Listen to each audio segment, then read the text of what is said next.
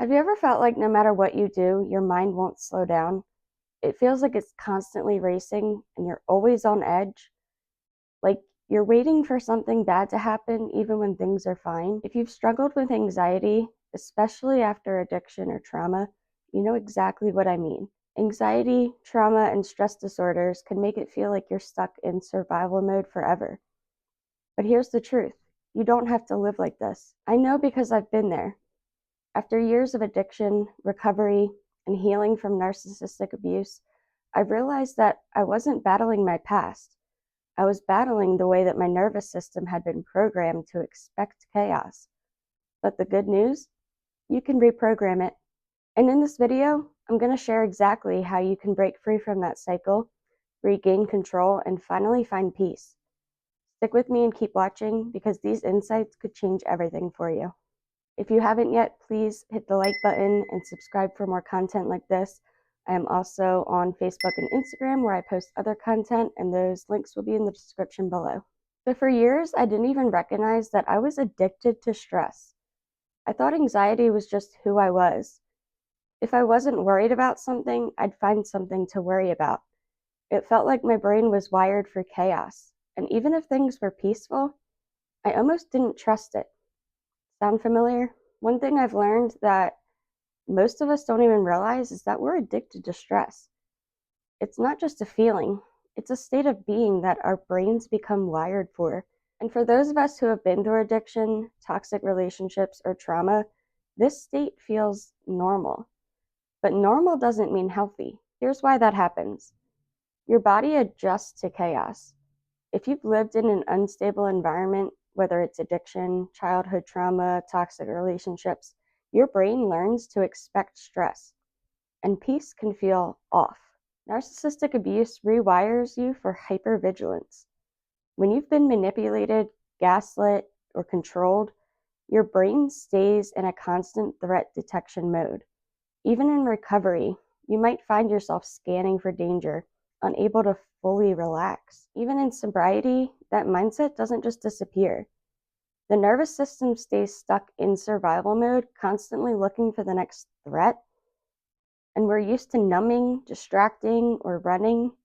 But when you remove the addiction, you're left with raw, unprocessed anxiety. When the noise quiets down and we're left with ourselves, that can feel uncomfortable. Whether it was alcohol, substances, or self-destructive habits, addiction was often a way to numb that stress. And that's why so many people relapse, because they're not just fighting the addiction, they're fighting their own nervous system that's still wired for fight or flight.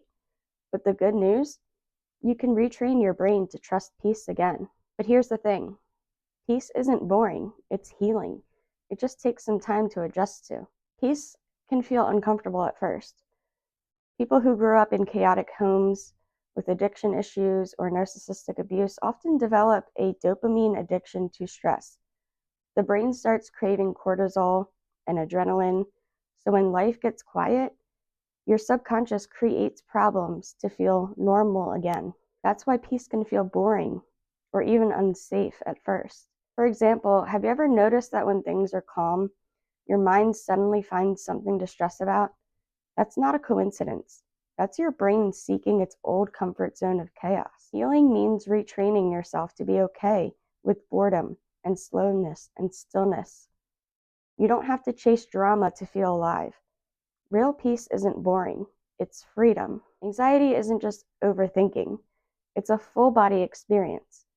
If your nervous system is constantly firing alarms, keeping you on edge, making you feel like you have to do something to fix a problem, even when there is no problem, and if you've been through trauma, especially narcissistic abuse, this response becomes automatic. You're searching for control. Anxiety tricks you into believing that worrying somehow prepares you for the worst. But in reality, it only drains you. I used to feel like if I wasn't constantly worried about something, I wasn't paying attention enough. But the truth is, anxiety isn't productive. It's exhausting, and you don't have to live like that. Anxiety doesn't keep you safe. It keeps you stuck, and you deserve so much more than that. Anxiety isn't the enemy, though. It's just misdirected energy. Think about it. Anxiety is basically your brain on overdrive, constantly analyzing, predicting, and preparing. If you can shift that energy into something constructive, like creativity, problem solving, or goal setting, you'll realize that your anxiety is actually a gift in disguise. For example, some of the most successful people in the world used to struggle with anxiety until they learned how to harness it. Anxiety isn't your weakness, it's just energy that needs a better outlet. So, how do you actually break free from this cycle? You reprogram your mind and your nervous system. Healing anxiety is about teaching your brain and your body that peace is safe. This means practicing intentional calm, even when it feels uncomfortable or even forced at first. Deep breathing, meditation, and affirmations are simple but powerful ways to do this. You can try something like this: I am safe in this moment. I trust myself. I trust God's timing.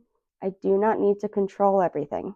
And then replace the negative habits with healthy coping skills. Addiction replaces one pain with another. True healing means that you're building a new foundation. Many of us learn to cope in destructive ways, whether it was addiction, unhealthy relationships, or numbing with distractions. Movement, creativity, and connection. Find what soothes your soul without numbing it, whether it's going for a walk in nature, art, prayer, or just being still. Make your peace a priority. Create a life that supports your healing and not your past pain. Think of it like this: you don't just quit anxiety, you replace it with peace, trust, and healthy habits.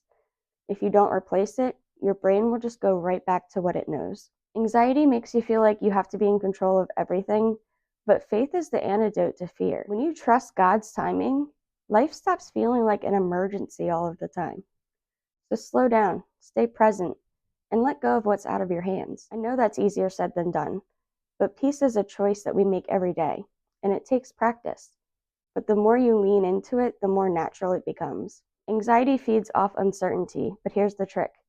If you go all the way to the worst case scenario and accept it, anxiety loses its power. For example, if you're afraid of failing, ask yourself, what if I fail? Then what? Will I die? No. Will I recover? Yes. And will I learn something? Absolutely. When you realize that you can handle anything that happens, fear loses its grip. Anxiety isn't about the event. It's about your fear of not being able to handle it. But guess what? You can handle it. Every time you pause instead of reacting, you take one deep breath before panicking, you say one affirmation instead of spiraling, you walk away from a toxic conversation instead of engaging, you rewire your brain for peace.